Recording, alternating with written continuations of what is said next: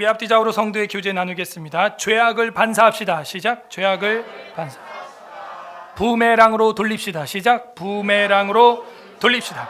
네, 지난 주일에는 부메랑 효과라는 제목으로 시편 109편의 특별 계시를 선포했었습니다. 한 주 동안도 내게 날아오는 모든 박해와 핍박과 저주를 사랑의 부메랑으로 돌려보내는 삶을 사셨는지요?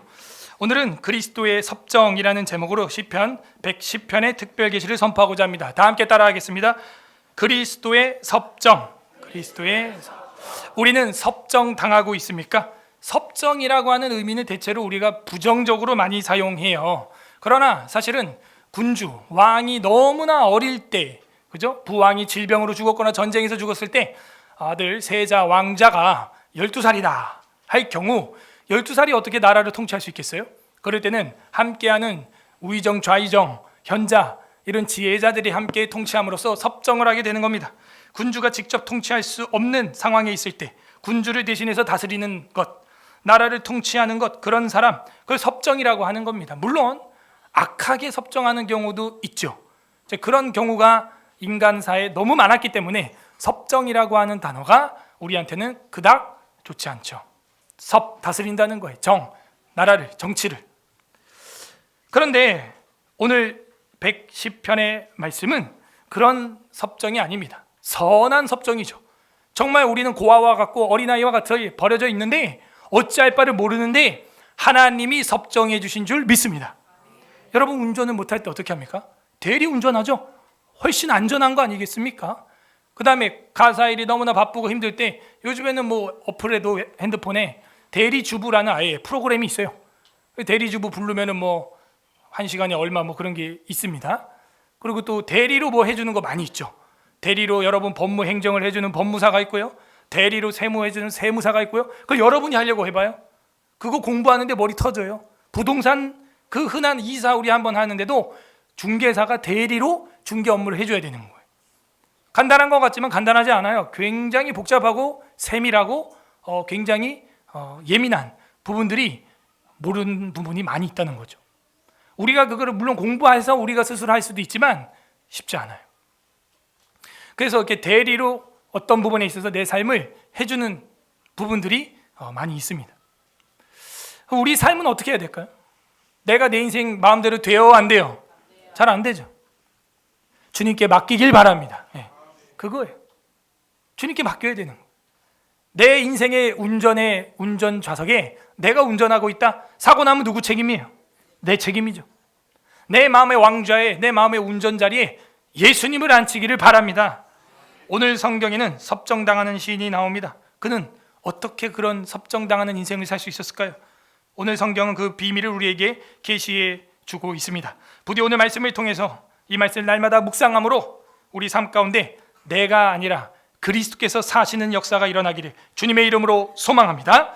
110편 다윗의 시, 머리글이 되어 있죠. 그게 히브리 성경에는 1절과 이 머리글이 1절로 다 묶여 있어요. 보니까 1절이 2절이 아니더라고요. 110편은 머리글과 1절이 1절이에요. 네, 그렇게 되어 있어요. 2절이 2절이고 그렇게 되어 있습니다. 그래서 다윗의 시인데 이 어떤 시냐면은 제왕시다 하는 거예요.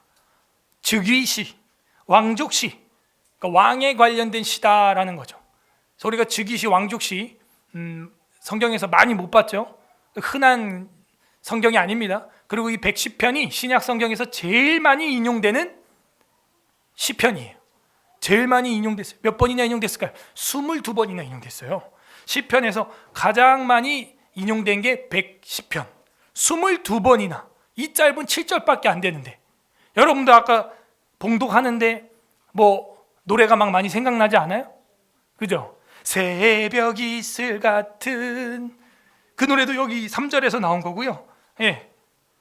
그 다음에 1절에 원수들로 내 발 아래 발판이 되게 하리라. 로맨 16, 19, say 이거 알면 연식이 오래된 분들. 예. 제가 오면서 차에서 사모한테 이거 알아? 그랬더니 아니? 그죠? 한 신앙생활 한 40년쯤 해야 아는 노래죠.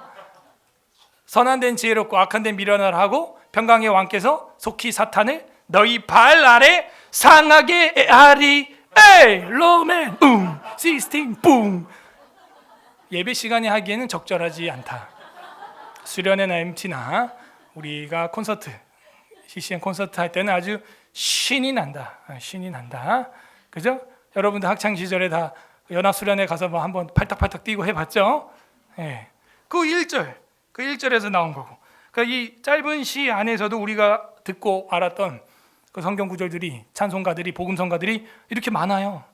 22번이나 신약 성경에서 이거를 인용했다는 것이죠. 대단한 겁니다. 제왕시, 즉위시, 왕족시? 아니 다윗의 시가 한두 개도 아닌데 왜 이거를 제왕시, 즉위시, 왕족시라고 했을까? 굉장히 어려운 시입니다. 1절을 여러분이 읽으면서 이게 주체가 누군지 주어가 뭔지 파악 다 했다면 여러분 국어 실력이 어마어마한 거예요. 1절 보십시오. 여호와께서 내 주에게 말씀하시기를 내가 내 원수들로 내 발 아래 되게, 내 발판이 되게 하기까지 너는 내 오른쪽에 앉아 있으라. 뭐 누가 오른쪽에 앉아 있으라는 거야 지금? 누가? 이게 뭐 여호와께서 내 주에게 말씀하시기를 내가 내 원수들로 네 발판이 되게 하기까지 너는 내 오른쪽에 앉아 있으라 하셨도다.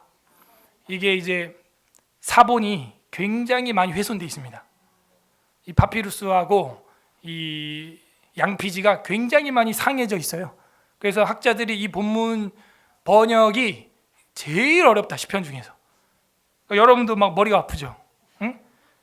여호와께서 내 주에게 말씀하시기를 하죠. 여호와도 주인데 내 주도 주 아니에요? 내 주는 왕이죠. 내 주가 왕이 아니네. 근데 보면은 여호와께서 내 주에게 말씀하시기를 네가 내 원수들을 발판이 되게 할 때까지 내 오른쪽에 앉아 있으라고 하니까는 원래 본 보좌는 따로 있네. 그죠? 이런 장면을 우리가 어디서 봤어요? 기억이 안 나. 본 적이 없어. 그죠? 솔로몬 왕이 대후 밧세바에게 뭐라 그러냐면 어머님은 내 우편에 앉아 계십시오. 딱 이렇게 했어요. 열왕기서에 나오죠. 열왕기상 2장 19절. 그러니까 시편을 해석하려면 여러분 그냥 던져선 해석이 안 돼요. 구약 성경을 끌어오지 않으면 시편 해석이 안 된다. 구약 전체를 공부하고 그 다음에 시편을 봐야 되는 거예요. 한번 볼래요? 왕상 2장 19절 찾아보세요. 열왕기상 2장 19절.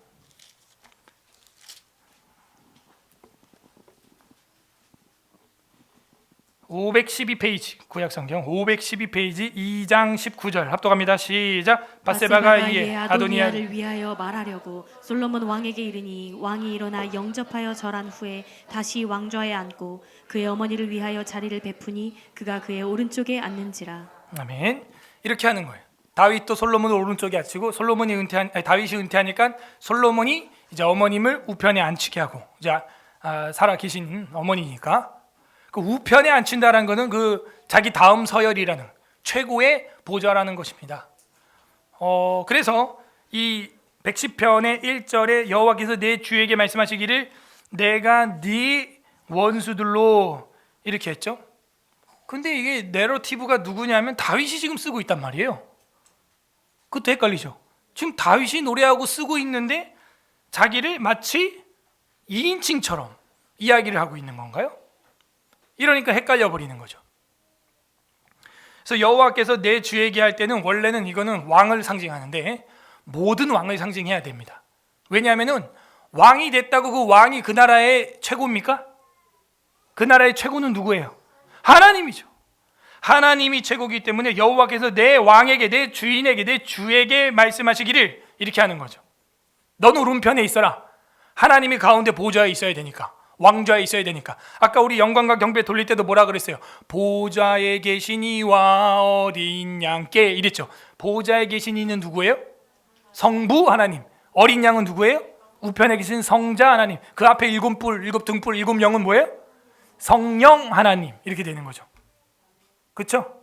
교회를 운행하시는 성령 하나님의 그 빛을 말하는 거예요. 그래서 왕은요, 하나님을 대신하는 대리 통치자로 하나님이 세워놓은 거예요. 섭정은 그리스도께서 하시는 것입니다. 우리의 인생이 그렇게 돼야 되는 거예요. 이번 주에도 나는 내가 살았다. 내 힘으로 섬겼다, 내가 했다. 굉장히 위험한 사람이. 사고 나면 다 책임지세요. 그럼. 그래서 우리가 오늘도 참회한 거예요. 회개하는 거예요. 또 내가 또 성질 냈구나. 또 내가 짜증내고 내가 음탕했고 내가 또 교만했고 내가 또 탐욕했구나. 그건 그리스도가 운전한 게 아니에요. 왜? 그리스도는 죄가 없으시기 때문에. 내가 살아있기 때문에 내가 운전하는 겁니다. 여러분이 죽으시길 바랍니다. 우리가 죽기를 바랍니다. 내가 날마다 죽노라. 그 사람은 날마다 부활의 능력을 체험합니다. 예. 저도 4박 5일 목사님들 사모님들 모시고 여행 잘 했어요. 가이드 다 하고 제가 식당 숙소 뭐 마사지부터 해가지고 뭐 운전 그 말도 안 통하는 그 베트남 난 영어가 되는 줄 알았더니 얘는 또 영어가 안 돼. 그래가지고 다 구글 번역기로 해가지고 진짜 깜멍 막 하면서 그 호치민 애들은 영어가 다 됐거든요. 근데 얘는 다낭 쪽 애들은 영어가 안 되는 거야. 또 얼마나 고생을 했는지. 진짜 밥 먹고 움직이고 또 움직일 때마다 그걸 해야 되는 거예요. 전세차를 빌려서 했는데도.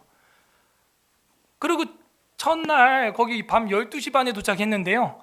그게 우리나라 시간으로는 2시 반인 거예요. 새벽 2시 반.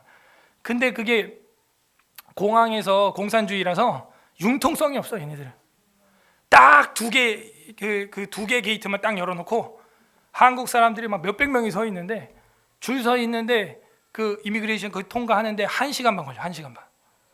융통성이 없어. 그리고 일 처리하는 애가 천천히 넘겨가면서 합니다. 여권을 넘겨가면서 막 다 봐. 옛날 것까지.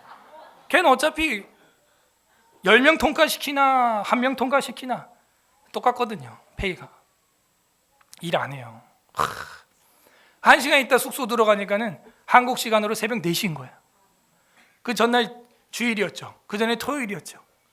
그때도 제가 3시간 자고 주일 보냈는데 그 다음 날도 또 3시간. 그러고 나서 다음 날 일정이 아침 7시부터 시작인 거야.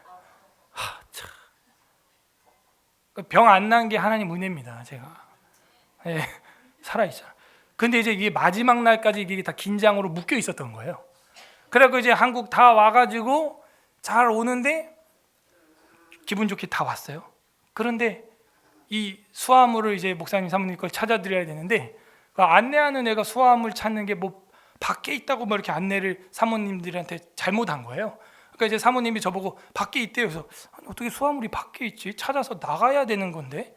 그래서 나는 그냥 그런가 보다 어르신들이 얘기하니까 나갔더니요 이제 여기 없대요. 그래서 어떡하냐, 우리는 안내를 받았는데 그게 아니라 14번 수화물을 우린 찾은 건데 14번 출구를 안내를 해준 거야. 그래서 물건 짐 안에 다 넣고 나와버렸어요. 거꾸로 못 들어갑니다. 그럼 절대 다시 표 끊어야 돼요. 비행기 표 절대 못 들어가게. 그래갖고 여권 다시 다 조회하고 막 거기서 제가 빵 터진 거예요. 왜 안쪽에서 그러면 앞에 사모님 목사님들은 나이가 많으시니까 그렇게 안내했다 쳐도 내가 분명 물어봤거든. 짐 밖에서 찾냐? 짐 찾는 게 14번이 밖에 있냐? 그랬더니 14번 밖에 있어요. 나가세요. 막 바쁘니까 지도 막 이런 거야. 그게 아니라 짐 싣는 14번 게이트겠지. 그거는 버스 타는. 그러니까 자기도 이제 그 혼선이 된 거예요. 밤 늦은 시간이니까 또. 그래서 제가 또 일을 처리해야 되잖아. 목사님 사모님들 뭐 다 기다리고 막 피곤한 시간에 한국 오니까 밤 11시 10시인데 피곤한데 빨리 처리해야 되는데 또 못 들어간다 막 실갱이하고 그럼 그 짐 어떡할 거냐. 그랬더니 여기 짐 꺼낸 건 놔두고 몇 명만 들어가래. 그러면 이 짐 놔두고 가면 이 짐 만약 잊어버리면 이 짐에 대해서는 선생님이 책임질 거냐. 자긴 책임 안 진대. 그러면 이 짐 같이 가지고 들어가야 된다. 안 된다 막 실갱이를 막 하는 거예요. 그러니까 이제 목사님 한 분이 60 넘은 목사님이 저한테 나 목사님 그냥 됐다고. 그냥 이 짐 버리고 가자고. 이거 놓고 가자고 그냥 그러는 거예요. 그래서 아니 이미 1차로 가지고 나온 짐이 안에 들어가서 짐 찾아오려면 놓고 들어가야 된다. 나는 이제 또 차 가지러 또 가야 되고. 그러니까 얘는 가운데 가만히 있어야 되는 거예요. 이 짐이 한복판에. 말도 안 되는 이런 일들이 있구나. 그래서 결국에는 그냥 짐 놔두고 목사님 사모님이 들어가고 저는 차 가지러 가고. 그래서 4박 5일 동안 다 좋았는데 그때 제가 딱 한 번 화를 낸 거예요. 짜증을 낸 거예요. 그게 그렇게 또 후회가 되는 거예요. 또 몸이 막 피곤하면 사람이 병이 있거나 피곤한 사람 환우들이 짜증 잘 냅니다, 여러분. 가족 중에 환자들이 있으면요 짜증 잘 내니까 몸이 아파서 그런 거예요. 그 이해해야 됩니다. 그래 어쨌든 간에 그 순간에는 제가 주인인 거예요. 그러니까 또 뭐 이러쿵 저러쿵 제가 또 논리로 따지기 시작하면은 할 말이 많죠. 그 안에서 14번 안내한 그 남자 직원 나오라 해라. 제가 막 이러고 막 하니까 걔 나 얼굴 봐야겠다. 내가 걔 얼굴 좀 봐야겠다. 그러면서 제가 뭐 안 된다고 뭘 어떻게 바꾸셔야 된다고 저한테 그래요. 그래서 내가 아니다. 그 직원을 바꿔야 된다. 데려와라. 내가 막 그랬어. 4박 5일 동안 한 번도 그 현지 있는 사람들한테도 짜증 한 번도 안 냈거든요. 근데 이 말 통하는 애들한테 내가 막 짜증 내고 있으니까 집에 운전하면서 혼자 오는데 자괴감이 드는 거야. 야, 그렇게 지난주에 정말 새롭게 리메이크해서 내 삶 속에서 섬기고 새롭게 섬겨보자, 새롭게 하자 그렇게 해서 잘 좋았는데 마지막 날 이게 피곤하고 막 피로가 쌓이고 막 이래서 그랬는지 빵 터지는 거예요. 이게 내가 주인인 거예요. 왕좌에 내가 앉아 있는 거예요. 그죠? 끼케야 목사도 전적 부패한 아담의 후손에 불과한 겁니다. 예? 인간론이 돼야 돼요, 여러분. 이 인간론이 안 되면 또 여기서 우울증과 절망에 빠지는 거예요. 나는 왜 이 모양이가 내 교회 나갈 자격이 없는 것 같아요. 그러면 안 되고 나와서 어떻게 해요? 주님의 보혈로 참여하시길 바랍니다, 여러분. 주님의 보혈이 있는 거예요. 그래서 감사하다. 죄가 더한 곳에 은혜가 더하니. 그러므로 여호와께서 보좌에 계시고 내 주께서 왕께서는 왕들은 우리는 우편에 앉아 있어야 하는 것입니다. 그래서 그 통치를 받아야 되는 거예요. 내 주에게 말씀하시기를 모든 왕들에게 해당되는 거예요. 신명기에 보게 되면 모든 왕들은 여자를 많이 두지 말고 마병을 많이 두지 말고 성경을 옆에 두고 항상 등사본을 하여 하나님의 통치를 받는 주가 되라, 왕이 되라 하는 것이죠. 우리는 끼케야 우편에 앉아 있는 거예요. 저는 가끔씩 그런 생각 한다니까요. 우리 교회 담임 목사는 예수님이다. 나도 부목사야. 우리는 다 목자 목동들이고 목자장은 누구다? 예수님이다. 베드로전서 5장에 분명히 나와 있어요. 우리는 목자라기보다는 이해하기 쉽게 하면 목동이죠. 우리는 다 목동들이고 목자장은 주님이시다. 그러므로 어떻게 하라 그래요? 억지로 양무리를 치지 말고 무슨 마음으로? 자원하는 마음으로 양무리를 치되 양무리의 본이 되라 이렇게 말하는 겁니다. 그렇지? 나도 부목사다. 그런 마음을 가지고 있어야 돼요. 물론 주인의식을 가져야죠. 그러나 내가 교회 안에서 섬기고 뭔가 드러나려고 할 때는 나는 무익한 종인이다. 마땅히 해야 할 일을 하였나이다. 여호와께서 내 주에게 말씀하시기를 내가 네 원수들로 네 발판이 되게. 이 발판이라고 하는 건 그야말로 여러분 발 올려두는 거예요. 뭐 어디에 발 올려놓는 게 있을까요? 옛날에 교회들도요. 우리도 약간 있죠. 그 의자 등 뒤에가 그 터져 있는 이유가 그 옛날 권사님들 할머니 할아버지들 거기 발 올려놓는 거예요. 거기가 원래. 요즘 의자들은 거의 등 다 원래 막혀서 나오는데 이 의자는 지금 등이 터져서 나오는데 거기가 터져 있을 이유가 하나도 없거든요. 사실은 거기다 이제 발 올려두고 막 로마 카톨릭 그 성당에 가면은 아예 그 무릎판도 있고 발판도 있습니다. 아예 그 밑에 편하죠. 귀족들, 왕들 이런 사람들 의자에는 항상 발판이 있어요. 여러분도 뭐 좋은 좌석, 소파 그런데 딱 앉으면 어떻게 해요? 발판이 있죠. 굉장히 편한 겁니다. 근데 여기 뭐예요? 원수들이 그 발판이 된다는 것은 전리품이 된다는 거. 하나님께서 우리 원수들로 하여금 부메랑 되게 했던 지난주 말씀도 있지만 뭐예요? 하나님께서 우리 원수들을 심판하셔서 발판이 되게 하는 줄로 믿습니다. 전리품으로 만드시는구나. 안락한 의자의 발판으로 만드시는구나. 발판이 되게 하기까지는 너는 내 오른쪽에 있으라. 하나님은 우파, 오른쪽 항상. 우편에 계신 주, 오른쪽에 있는 양무리에게, 왼편에 있는 염소들에게 이르기를 이렇게 말하죠. 오른쪽에 앉아 있으라. 그렇군요. 그렇게 되면은 하나님의 섭정이 일어나게 되는 거예요. 긍정적인 통치죠. 우리 모두 다 그 하나님의 섭정을 받기를 소망합니다. 2절 여호와께서 시온에서부터, 시온은 어디예요? 예루살렘, 시온산, 그 예루살렘산, 옛날에 모리아산 다 똑같은 이름이에요. 그죠? 여부스 족속이 살고 있었던 그 시온산, 예루살렘산. 다윗이 탈환을 했었죠. 시온에서부터 주의 권능의 규, 권능은 뭐냐? 히브리어로 힘. 규라고 하는 것은 뭐냐면 옥으로 만든 홀을 말해요. 그래서 옛날 성경은 홀이라고 번역을 했었죠. 그런데 홀도 종류가 많기 때문에 그 왕의 홀이라는 걸 구분짓기 위해서는 사실은 규라고 하는 게 맞는 겁니다. 근데 이 어떤 홀이냐 하면은 옥으로 만들어서 보석으로 만든 홀, 그걸 왕의 규라고 그러고, 왕이 제후를 이제 봉할 때, 의식을 행할 때 쓰던 아주 귀중한 그런 거죠. 미국 같은 경우는 이제 대통령 취임할 때 그 아주 오래된 수백 년 된 성경책 위에 손을 얹고 이렇게 대통령 취임식 하는 것처럼 굉장히 그 의미가 있고 중요한 거, 그 규라고 하는 것입니다. 에스더서를 이때 또 끌어와야 돼요. 에스더가 내가 죽으면 죽으리다 하고 나갔는데 왕이 뭘 내밀었어요? 이거를 내밀면 어떻게 돼요? 살아 죽어요? 살게 되는 것이죠. 그 정도로 엄청난 힘, 절대적인 파워, 권능의 규를 내보내시리니 주는 원수들 중에서 다스리소서. 이 2절도 쉬운 게 아니에요. 이게 무슨 의미예요 이게? 시온에서부터 주의 권능의 규를 내보내셨는데 주는 원수들 중에서 다스린다. 이게 무슨 말이에요? 하나님의 통치는 예루살렘에서 시작이 되고 원수들은 뭐예요? 열방이죠. 그 하나님의 통치가 어떻게 돼요? 그 규를 한번 샥 휘두르니까 열방까지 통치하게 되는 하나님의 선교적 확장, 하나님의 통치의 확장을 의미하는 게 2절이에요. 어렵습니다. 이 110편이. 그 학자들도 굉장히 제일 어려워해요. 이 110편이. 비평장치도 보게 되면 제일 많이 달려있어요. 원수들 중에서 다스리소서. 이건 뭐예요? 결국 하나님의 시온의 통치가 그 규를 통하여 어떻게 원수들 이방 열방 나라까지 확장되기를 기도하는 것이죠.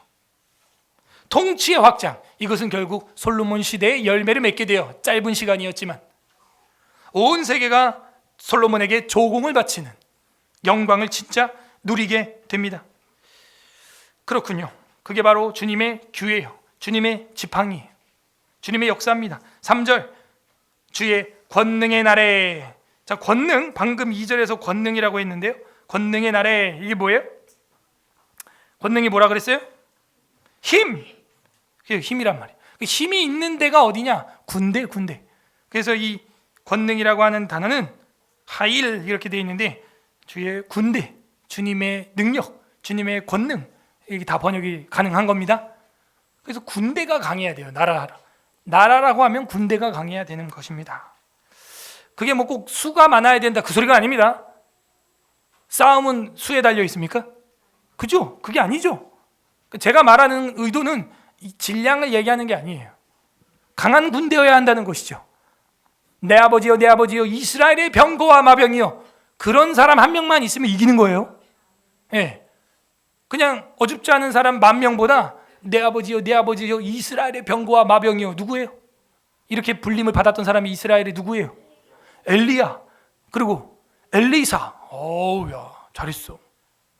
그 사람들이 그 나라를 지키는 사람들이죠.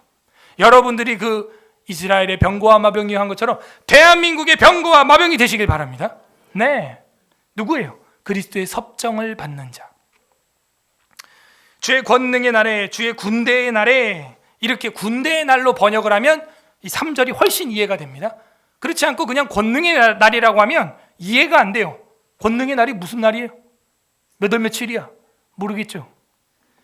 주의 권능의 날에 주의 백성이 거룩한 옷은 알죠? 깨끗한 옷은 성도들의 옳은 행실이라. 깨끗한 옷, 거룩한 옷을 입고 즐거이 헌신하니. 헌신을 어떻게 해요? 즐겁게 한다는 거예요. 헌신이라는 건 뭐냐면 몸을 죽여 바치는 겁니다. 헌금은 뭐예요? 금을 주님 앞에 완전 죽여서 바치는 거죠. 돈을. 그 헌금이에요. 헌신은 뭐예요? 몸을 죽여서 바치는 거예요. 헌신이에요. 근데 그걸 어떻게 해요? 즐겁게 한대요. 즐거이 헌신하니 새벽 이슬 같은.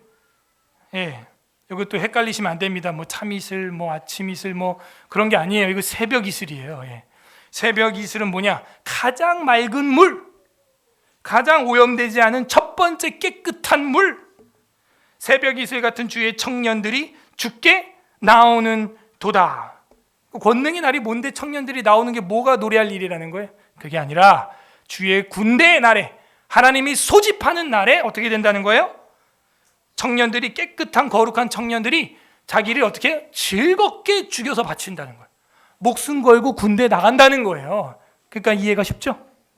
그게 그렇게 번역이 됐었어야 합니다. 그러므로 종칼비는 3절을 그렇게 자기가 사역을 했어요. 주의 군대의 날에 이렇게. 그래서 이런 부분들은 조금 아쉬워요. 예? 그래서 주의 권능의 날, 권능의 날을 누가 이해할 수 있겠어요? 똑같은 단어인데 그냥 군대의 날로 하면 좋죠. 그러면 소집이 일어나야 되고, 소집이 일어난다는 건 뭐예요? 목숨 걸고 군대 입소한다, 그 얘기예요. 여러분 입소하셨습니까? 5명 입소했고, 나머지는 아직도 밖에서 군대 가기 싫어가지고 빙빙 돌고 막 이리 빼고 저리 빼고 막 자꾸 연장하는, 주님 앞에 우리도 즐겁게 헌신하는 날이 오기를 바랍니다. 그래야 주님의 섭정이 일어나는 거예요, 여러분. 그래서 깨끗한 거룩한 주의 새벽 예수 같은 젊은이들이 즐겁게 자기 몸을 바친다. 여기 3절까지 한 달랑 묶어서 시온의 왕, 이 1절에서 3절까지가 시온의 왕. 시온의 왕은 이렇게 살아야 하는 거구나. 그죠? 군대들을 소집해가지고 하나님 앞에 즐겁게 자기 목숨을, 자기 몸을 헌신, 몸을 드리는 거예요. 몸을. 그래서 우리가 예전에 뭐 헌신 예배도 많이 드렸지만, 진짜 우리가 하나님 앞에 내 몸을 드렸던가? 이리 빼고 저리 빼고 교회 여러 가지 수련회와 MT와 이런 거 있을 때, 저것도 가면은 나 또 설거지 해야 되는데 나는 안 가야지. 그 짱구 굴리진 않았던가? 회개해야 되는 거예요. 그 짱구가 굴린다는 것 자체가 벌써 헌신이 안 된 거예요. 그게 내가 저 은혜 자리에 빠지면 안 되지. 내가 목사님 사모님 섬겨야지 했더니 목사님 사모님들이 정말 에스라 여행사 별 5개라고 막 5개라고 건망고를 10만 원어치 사줬어요. 망고. 그리고 내년 2월에 또 가자. 한 달에 10만 원씩 다시 회비 자기들끼리 모으자고 결의했어요. 또 갑시다. 좋았다고. 너무 좋았다고. 그죠? 뭐 여행사 껴 가보십시오. 또 뭐 로얄 젤리 라텍스 막 하루에 2개씩 돌리고 막 쇼핑 관광. 그래야 여행사 싸거든요. 근데 전 그런 거 싹 빼고 그냥 딱 했죠. 원하시면 언제든지 의뢰하세요. 진짜 우리 부서별로 가길 원하면요, 갈 수 있어요. 비행기 값만 제주도보다 더 낸다 생각하면 돼요. 현지는요 무지막지하게 쌉니다. 10명이 랍스타하고 새우하고 그 다음에 이따만한 우럭하고 그 다음에 가리비하고 그리고 대하하고 굴 석화 양념된 석화하고 그리고 10명이 배부르게 먹었어요. 그러면 그 얼마가 나와야 될까요? 그렇게 먹었으면 10명이 먹었으면 랍스타 6마리 먹었어. 그렇게 배 터지게 밥은 하나도 안 먹고 그렇게 각각류로만 배 터지게 먹었는데 10명이 먹었는데 40만 원이 안 나왔어요. 그 다음 날에는 또 미케비치 해변이라고 그 세계 10대 해변 롱비치인데 거기 또 해변가에서 그날은 랍스타는 빼고 또 시컷 먹었어요, 10명이. 그래갖고 이제 목사님 사람들하고 오늘 우리가 먹은 게 얼마일까요? 맞춰보세요. 못 맞힌 사람이 내기 이렇게 했는데 아무도 못 맞히는 거예요. 다들 뭐 25만 원, 23만 원, 13만 원 이러는데 진짜 13만 원 나왔어요. 13만 원. 10명이 먹어도 되는. 최고급으로 먹어도 최고급으로. 무슨 뭐 떡볶이 순대 이런 게 아니라 최고 각각류로만 최고급으로 배부르게 쌀 한 톨 안 먹고 그냥 그렇게 먹어도 싸구나. 그러니까 비행기에 그냥 한국 사람만 꽉 차 있어요. 별 5개라고 에스라 여행사. 그러니까 여러분도 부서별로 지금부터 다달이 10만 원씩 부면 내년쯤 되면 갈 수 있어요. 뭐 5만 원씩이라도. 그 부서별로 한번 해봐요. 그럼 제가 가이드나 이런 거는 그냥 빠싹합니다. 빠싹하니까 그렇게 할 수 있습니다. 그 뭔 얘기하다가 또 이런 얘기가 나온지 모르겠는데, 네? 무슨 얘기? 헌신이요, 그게. 헌신. 잠도 못 자고 헌신하는 거예요. 헌신. 즐겁게 자기 몸을 바치는 거예요. 그러니까 누군가 행복하려면 누군가는 죽어야 되는 거예요. 그렇지 않아요? 여러분 교회 뭐 지저분한 곳, 더러운 곳, 그 가만히 있으면 그게 깨끗해집니까? 누군가는 허리를 숙여 고생을 해야 되는 거예요. 그래야 깨끗해지는 거죠. 자, 그러면 우리가 여기서 그리스도의 섭정을 받는 자의 특징을 한 가지 정도는 뽑아낼 수 있겠죠? 1에서 3절 시온의 왕에 대해서 우리가 봤는데 바로 즐거이 헌신해야 되는 거죠. 주님의 통치를 받는 자는 누구냐? 즐겁게 자기 몸을 죽이는 거예요. 헌신, 자발적인 희생. 이게 없이는 뭐가 안 된다? 그리스도의 통치는 이루어지지 않아요. 4박 5일 잘 하다가도 마지막에 목소리 내고 꼬장꼬장 화내는 순간 주님의 통치는 거기서 끝나는 거예요. 너무 아쉬운 거예요. 100% 완벽하게 끝낼 수 있었는데, 그죠? 저도 막 피곤하고 막 빨리 집에 가고 싶고 막 이러다 보니까 왜 짐이 또 안 나오고 왜 짐 찾는데 잘못 알려줘가지고 막 거기서 막 다 밀려오는 거예요. 자발적인 헌신. 그래도 여러분 우리 그리스도인들은요 그걸 다 복귀합니다. 머릿속에서 복귀를 해서 다음에는 그런 일이 있을 때는 저는 이런 거예요. 그런 일이 있을 때는 그렇군요. 그러면 이 일을 어떻게 해결해야 될까요? 짐은 안에 있는데 선생님께서 꺼내주시겠습니까? 안 됩니다. 그런가요? 그럼 어떻게 해야 될까요? 여권을 다시 수속 절차에 다시 밟아서 그렇군요. 굉장히 번거롭습니다. 다시 그러면 그렇게 하지 않고는 다른 방법이 없을까요? 없습니다. 그렇군요. 그럼 그렇게 해야겠네요. 결국 그 방법밖에 없으니까요. 내가 어차피 화를 내고 들어가는 것보다 그냥 좋게 하고 들어가는 게 낫겠네. 혼자 그냥 집에서 상상을 하는 복귀를 하는 거예요. 그러니까는 그 교회에 다니는 사람들이 좀 나아요. 제가 보니까 교회 안 다니는 사람들은 그냥 하고 끝나요. 그걸 뭐 집에 와서 다음번에 있을 때 내가 그리스도 앞에서 그리스도적이지 못했다. 내 삶이 복음하는 데 쓰나 기독교화가 못했구나. 막 이러면서 고뇌하냐? 그런 고뇌 안 하거든요. 여러분이 고민하는 게 그게 기독교화고 성화예요. 성화가 기독교화를 말하는 겁니다. 그러니까 복음화는 뭐냐면 불신자 완전 전도, 그 복음하고 기독교화 이거는 뭐냐면은 성화를 말하는 거예요. 더 기독교적인 삶을 어떻게 하면 살 것인가. 그러니까 옛날에 사람들이 뭐라 그래요? 경찰서 10개 지는 것보다 교회 하나 지는 게 낫다. 그게 우리 역사에 남아있는 이유가 그런 차원인 거죠. 사람들의 속을 계속 복귀시키고 리메이크하고 어떻게 하면 좀 더 나은 내일을 만들까. 저도 목회자도 성도들도 이런 엄청난 게 있군요. 즐거이 헌신하니 어떻게 이게 가능하냐 이거예요. 주의 군대의 날에 누가 자원병으로 목숨 걸고 즐거이 헌신할 수 있겠어요? 쉽지 않아요. 쉽지 않아요. 바로 주님의 통치를, 주님의 섭정을 받는 자, 그리고 반대로 주님의 섭정을 받기를 원하는 자는 자신의 몸을 날마다 죽여서 헌신하는 겁니다. 4절부터 마지막 절까지는 제사장 왕 이렇게 나옵니다. 앞에는 1에서 3절은 시온 왕이었고 4에서 7절은 제사장 왕이 나옵니다. 4절 여호와는 맹세하고 변하지 아니하시리라. 그렇죠. 하나님이 한 번 한다 그러면 이루어지는 줄 믿습니다. 변하지 않아요. 변치 않습니다. 우리 인간이 자꾸 변덕 부려서 문제죠. 이랬다가 저랬다가 우리가 변덕 부려. 여호와는 맹세하고 변하지 아니하시리라. 이르시기를 너는 멜기세덱의 서열을 따라 영원한 제사장이라 하셨도다. 여기서 이제 또 헷갈려 버리는 거야. 아니 어떻게 왕이 멜기세덱의 반차를 서열을 따르는 영원한 제사장이 또 될 수 있겠어? 왕이면 왕이지 무슨 왕이 제사장이야. 왕이 제사장이 됐다가는 죽는 거예요. 사울처럼. 그러니까 이런 것들이 학자들로 하여금 굉장히 어렵게 하는 거예요. 특히 유태인들은 지금도 110편을 그래서 잘 안 봐요. 그러니까 유대인 전도할 때는 뭐 가지고 들어가면 좋겠어요? 그러면 110편하고 이사야 53장 그 두 개예요. 절대 해석 못합니다. 걔네들은.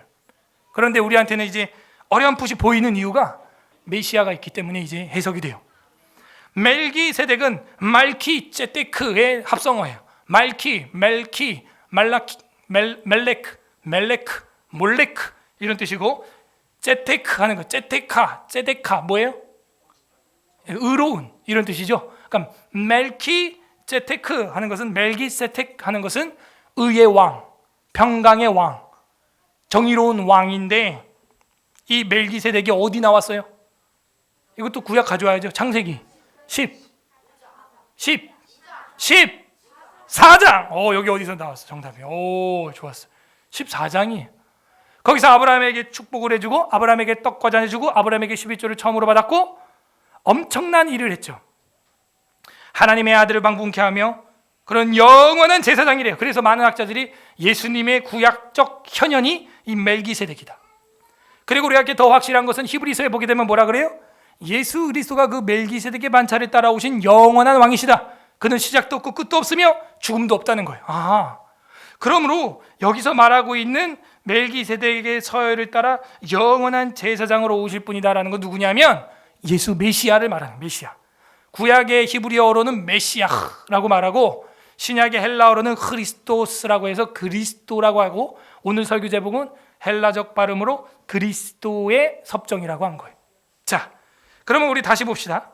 이 4절 두 번째 줄 멜기세덱의 서열을 따라오는 제사장이라고 했는데 그러면은 여호와는 맹세하고 변하지 아니하시리라고 했으면 이는 누구냐면은 1절에 여호와께서 내 주에게 말씀하시기를 그 내 주의 정체는 물론 구약의 여러 왕들도 그렇게 살아야겠지만 1절에 내 주의 정체는 바로 메시아다.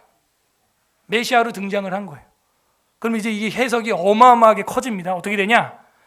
예수님이 언제 주의 보좌 우편에 앉으세요? 언제? 할렐루야. 부활하시고 정답.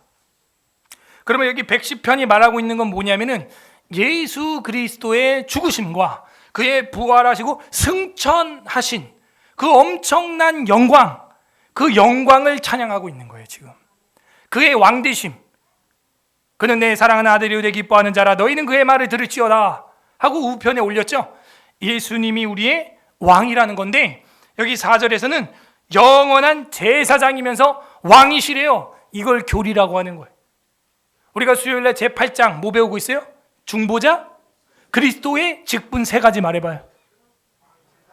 왕, 제사장, 선지자. 맞네. 그럼 교리라는 것이 이런 전체 성경을 통해서 요약으로 압축된 엑기스구나 알게 되었어요. 어떤 왕이 왕이면서 제사장 직분한 사람 말해봐요. 없어요. 그리고 어떤 왕이 영원한 제사장이다, 멜기세덱의 서열을 따른 왕이다라고 칭함을 받은 사람이 누가 있어요? 다윗이 훌륭하긴 했지만 그런 호칭과 형용사는 없었어요. 그죠? 결국에는 메시아라고 결론을 내리는 거예요. 유태인도. 근데 해석이 안 되죠. 지금까지 우리는 해석이 다 돼요. 그분이 바로 예수 그리스도이십니다. 멜기세덱의 서열을 따라 영원한 제사장으로 오셨다. 5절 주의 오른쪽에 계신 주께서, 이게 어렵잖아. 지금 주의 오른쪽에 계신 주가 2명이야 지금. 그러므로 우리는 이 1절에 여호와께서 내 주에 말씀하시기를, 이거의 실체를 우리는 메시아로 해석을 해야 돼요. 예수님이 주의 우편에 앉아 계신 것이 정확히 신약 성경 곳곳에 나타나기 때문에. 그럼 메시아 빼면은 이사야 53장, 시편 110편 해석이 안 돼요. 유태인들은 그거를 덮어두고 안 믿는 겁니다. 주의 오른쪽에 계신 주께서 그의 노하시는 날에 화를 낸다고? 예수님이 왕들을 쳐서 깨뜨리실 것이라. 뭐예요? 심판이죠. 심판. 맞네요. 우리는 심판주가 누구예요? 예수님이에요. 신약 성경에 보면 이 낫을 휘둘러 달라 할 때 그 낫을 휘두르니까 추수할 때라. 추수할 때는 뭐예요? 심판날이죠. 예수님 뭐라 그래요? 요한복음에 내가 한 이 말이 너희를 심판할 것이다. 6절 문 나라를 심판하여, 정확하죠? 해석이 바로 다음 절에 나오네요. 문 나라를 심판하여 시체로 가득하게 하시고 여러 나라의 머리를 쳐서 깨뜨리시며. 이거는 굉장히 먼 이야기입니다. 종말론적 해석이 여기 지금 들어있는 거예요. 이 짧은 시 안에 창세기의 멜기세덱 이야기부터 시작해서 지금 종말론적 계시가 여기 6절에 나와 있는 것입니다. 문 나라들 열방을 다 재판하고 심판하시는 날이 올 것이다 하는 것입니다. 그렇군요. 자, 그러면 우리가 여기서 그리스도의 섭정을 받는 자, 첫 번째는 자발적 희생이 있어야 된다 그랬고, 두 번째는 영원한 제사장을 따라야 한다. 그리스도의 통치, 그리스도의 섭정을 받으려면 결국에는 메시아, 그리스도를 영원한 제사장을 따라가야죠. 어떠한 사람이나 어떠한 물질이나 형상이나 그런 걸 따라가는 게 아니에요. 메시아를 따라다녀요. 메시아. 그죠? 우리는 그의 양이니 그 양들은 그 목자를 따라다녀야 되는 것입니다. 자, 그 다음 세 번째로 그리스도의 섭정을 받는 자는 심판날을 사모한다 하는, 심판날을. 7절 길가의 시냇 다 같이 마지막 절 읽어보겠습니다. 시작. 길가의 시냇물을 마심으로 그의 머리를 드시는도다.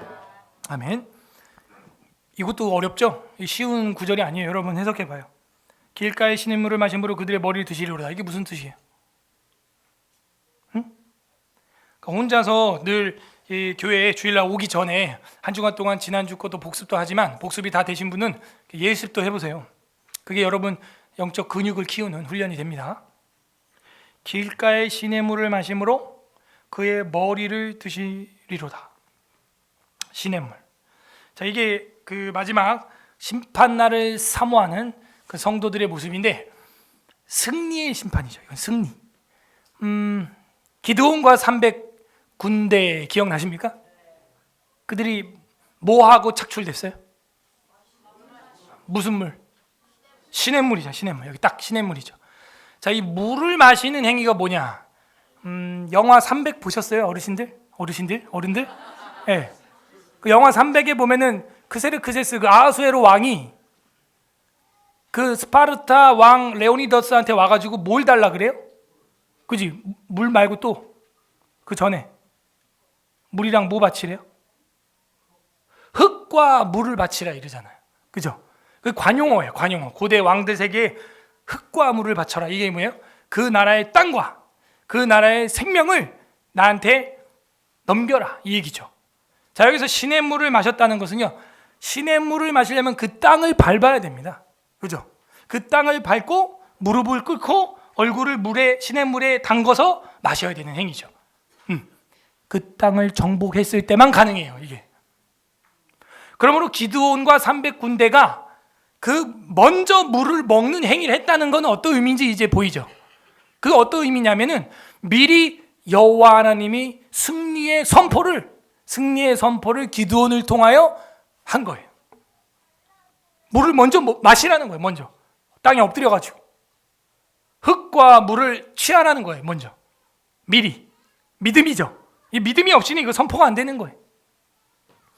문나라 열방들은 심판을 당하되 믿는 사람들은 길가의 시냇물을 마심으로 그의 머리를 들게 해주신다. 승리와 정복과 회복을 하게 해주는데 이 군대는 누구냐? 아까 3절에서 봤던 주의 권능의 날에 새벽 이슬 같은 주의 청년들이 즐거이 헌신하는 그 주의 군대의 날에 그 군대들이죠. 아, 결국 우리가 나를 죽이고 즐거이 주님 앞에 죽여서 드려도 그게 끝이 아니라는 거예요. 반드시 우리로 하여금 흙과 물을 마시게 하십니다. 젖과 꿀이 흐르는 저 하늘, 저 새 가나안 땅에 저와 여러분 들어가게 하셔서 그 하늘 황금길을 밟게 하시고 생명나무 강가에서 생명수를 마시게 하실 줄로 믿습니다. 영원한 승리. 이거 굉장히 먼 갭디올로지죠. 굉장히 먼 훗날의 그 종말론적 심판과 상급에 대한 사상이 여기 5, 6, 7절에 지금 나와 있는 거예요. 어렵죠. 어렵지만 하나님께서 우리에게 알 수 있도록 또 많은 주의 종들을 보내주셨습니다. 그러므로 정리해보면 그리스도의 섭정을 받는 자는 첫째, 즐겁게 자기를 죽여야 돼. 사도 바울은 뭐래요? 나는 날마다 죽노라. 거기서 나오네요. 결국에는 나는 날마다 죽노라. 그게 바로 이 110편에서 가져온 거예요. 자원에서 나는 자발적으로 희생하노라. 그리스도의 섭정을 받는 자 두 번째는 뭐예요? 한시적인 사람 말고 영원한 제사장, 영원한 멜기세덱의 서열에 오는 그 제사장, 그 메시아를 따라가야 됩니다. 그리스도의 섭정을 받는 자 세 번째는 뭐였어요? 심판날을 사모하는 거예요. 주님이 그 땅과 그 물을 우리에게 주실 것입니다. 주실 거예요. 넉넉히 주실 거예요. 다윗도 그걸 경험했거든요. 자기의 그 삼총사 용사들이 다윗이 내가 목마르다 그러니까 그 목숨 걸고 강 건너가 가지고요 적군의 진영에서 물을 떠온 거예요. 그러니까 다윗이 황송해 가지고 야 너희들 내 부하들의 목숨을 걸고 떠온 이 물 난 마실 수 없어 해가지고 하나님 앞에 제사로 부어서 드렸어요. 안 마시고. 그리고 군대들에게 다시는 이렇게 위험한 일 하지 마. 다윗은 자기가 그걸 경험한 거예요. 직접 그 땅과 그 물을 그 부하 삼총사들이 취해 왔거든요. 그 성경 구절 기억나십니까? 그렇구나. 관련 구절 봅니다. 로마서 16장 20절. 아까 우리가 노래도 이야기했죠. 로마서 16장 20절 찾을 수 있는 분은 빨리빨리 찾아보세요.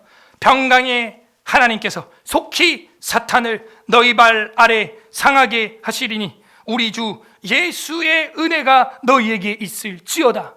우리가 1절에서 봤던 거죠. 원수들로 내 발판이 되게 하실 것이다. 와, 발판이 되게 하시는구나. 기다리면 되는 거예요. 하나님이 알아서 처리하십니다.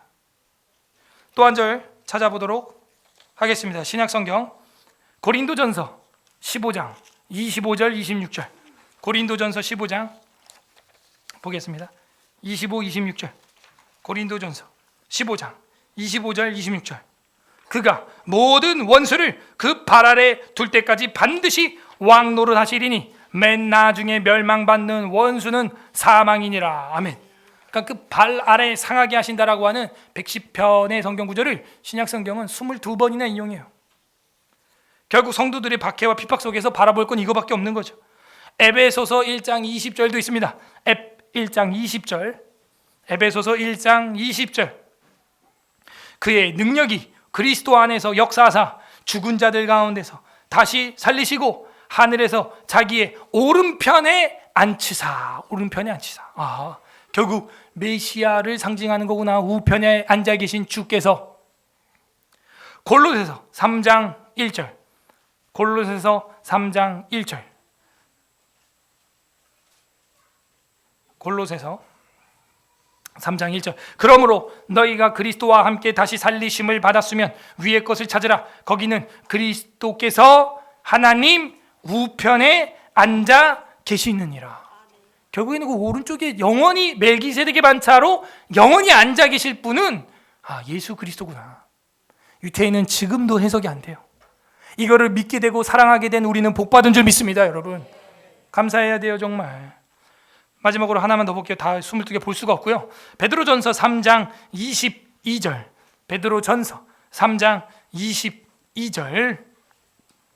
우리 찾았으면 요거는 한번 다 같이 읽어보겠습니다. 베드로전서 3장 22절 시작. 그는 하늘에 오르사 하나님 우편에 계시니 전사들과 권세들과 능력들이 그에게 복종하느니라. 아멘. 아멘. 하늘에 오르사 하나님 아버지의 우편의 오른쪽에 계시니까 전사들과 권세들과 능력들에 다 복종한다. 저와 여러분도 복종해야 됩니다. 그날이 옵니다.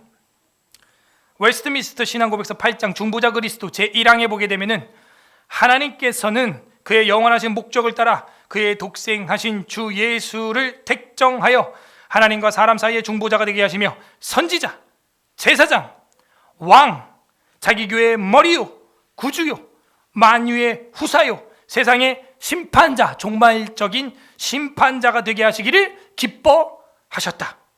하나님께서는 그의 독생자에게 만세 전에 한 백성을 주시어 여러분처럼 믿는 사람, 그의 씨가 되게 하셨고 기약한 때가 이르러 그로 말미암아 그의 백성이 구속함을 받고 부르심을 받고 헌신되는 거죠. 의롭다함을 받고 성화되고 영화되도록 하셨다. 우린 지금 그 성화의 과정에 있는 거죠. 영화롭게 하셨다 하는 거예요. 그렇구나. 결국 우리 예수님께서 중보자 되셔서 선지자요, 제사장이요, 왕이 되셨고 교회의 머리가 됐다는 건 뭐예요? 통치자라는, 통치자. 그가 섭정자라는 거예요. 우리는 그 머리가 하자는 대로 움직이길 바랍니다. 머리가 하자는 대로 움직이지 않으면요, 그 몸이 막 지멋대로 움직이는 거예요. 그 장애예요. 그 잘못된 거예요. 머리가 하자는 대로 그 섭정을 받아야 돼요. 이건 긍정적인 섭정이에요. 긍정적인 섭정. 오늘 성경에 어떤 하나님 마음이 나와 있습니까? 하나님의 우리의 삶을 온전하게 통치하시고 상 주시기를 원하고 우리를 인도하고 싶어하는 그 아버지의 마음. 여러분, 어른들 말을 들으면 자다가도 뭐가 생겨요? 떡이 생기는 거예요. 그런데 왜 그러냐 자꾸 물으면요, 그 어른들이 해주기 싫어요. 네. 얘들아, 엄마 아빠가 하라는 대로만 해도 자다가도 뭐가 생겨? 떡이 생긴다니까. 근데 나는 안 간다. 안 가면 넌 못 먹는 거야. 못 먹어 너는. 그러니까 엄마 아빠가 하라 그러면 그냥 순종하면 돼요. 순종. 그 순종 따라하세요. 순종. 그게 어렵죠, 근데. 그 옛날 말들이 그 다 이유가 있어서 나온 거예요. 어른들 말 잘 들으면 자다가도 떡이 생긴다. 그 말 어른들이 여러분 세대를, 초등학생을 지내봤을까 안 지내봤을까? 어른들이 중학생을 지내봤을까 안 지내봤을까? 고등부, 대학부 20살, 20대를 지내봤을까 안 지내봤을까? 지내봤죠. 그러니까 하라는 대로 하면은 복을 받는 거예요. 반대로 하면은 복을 못 받는 거죠. 코치를 받으라는 코치를. 장로님에게, 안수 집사님에게, 목사님에게 코치를 받아, 사모님들에게 코치를, 인생의 선배님들에게 코치를 받아라. 그러면은 10시간 걸릴 거 1시간 만에 갈 수 있다니까요. 2명 아멘. 여러분 10년 걸릴 거 1년 만에 끝낼 수 있습니다. 네. 뭘 하면? 순종을 하면. 우리는 그 주님의 섭정 안에 순종하여 들어가기를 소망합니다. 각자 적용해 보세요. 나는 주님의 메시아의 그리스도의 섭정을 받고 있는가? 정말 난 자발적 희생, 즐겁게 날 죽이고 있는가? 영원한 제사장 메시아를 따라가고 있는가? 심판날을 사랑하고 있는가? 정말 그 천국의 땅과 천국의 물을, 그 날이 빨리 오기를, 심판날이 오기를 사랑하는가? 끝맺습니다. 우리 주 예수 그리스도께서는 우리의 섭정자 되십니다. 그분은요, 우리를 통치하기 위하여 십자가에서 저주를 받으셨어요. 십자가에서 죽으셨어요. 주님이 왕이 되셔서 이제는 만국을 다스리는, 철창으로 다스리는 왕이 되어 주신 것입니다. 그 통치를 위해서는 먼저 우리 죄를 사면해야 되는데, 우리의 죄를 사면하기 위하여 십자가를 지신 거예요. 그 십자가에서 이제는 저와 여러분의 죄를 다 씻어버리고 적법하게, 합당하게 우리를 통치하는 왕이 된 줄로 믿습니다. 그렇습니다. 우리가 성경 요한계시록 하나 마지막 오늘 성경 찾아보고 마무리하도록 하겠습니다. 요한계시록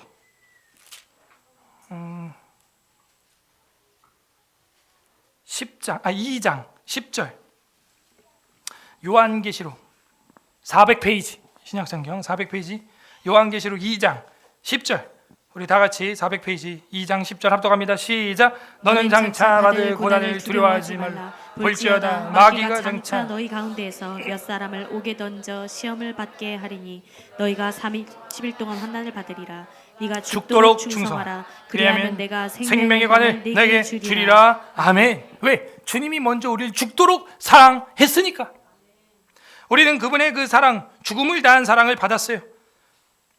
얼마 동안에는 또 이 마귀가 괴롭게 한다는 거예요, 교회를. 그때 너는 죽도록 헌신하라. 죽도록 즐거이 헌신하라. 새벽 이슬 같은 주의 청년처럼. 내가 뭘 준다? 생명의 흙과 물을 마시게 해주겠다. 생명의 관을 너에게 주겠다. 이렇게 말씀하셨습니다. 그리스도의 섭정을 받는 비법은 바로 그 십자가밖에 없어요. 그 십자가를 통해서 우리는 스스로 즐거이 희생해야 되고, 그 십자가를 통해서 그 주님을 따라가야 되고, 그 십자가를 통해서만 우리가 심판날을 사모할 수 있게 되는 것입니다. 부디 오늘 말씀을 날마다 묵상하고 그 십자가를 바라봄으로 날마다 죽음으로 인해 날마다 부활의 능력, 그리스도의 섭정을 받는 우리 서울예사라교회 성도들 되기를 주님의 이름으로 소망합니다. 우리는 섭정 당하고 있습니까? 설교를 생각하면서 시편 110편 읽습니다. 이 시간 우리 말씀 생각하면서 기도합시다. 주님, 우리의 왕이 되어주시고 우리를 통치하여 주시고 섭정하여 주신 것 감사합니다. 십자가의 살과 피로 우리로 하여금 땅이 되게 하시고 생수 되게 하셨으니, 영원한 승리 되게 하셨으니 감사합니다. 여러분 감사하시길 바랍니다. 두 번째, 우리 회개합시다. 주님 승리했지만 가끔은 내가 나를 섭정하고 나를 통치하려고 하고 분노하고 음탕하고 탐욕하고 짜증내고 경건하지 못합니다.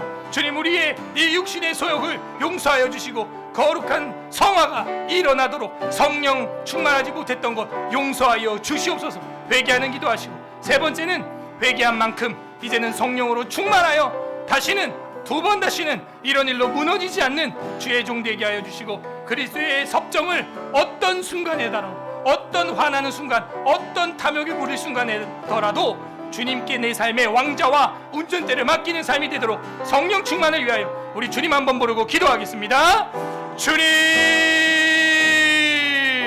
오 하나님 아버지 감사드립니다.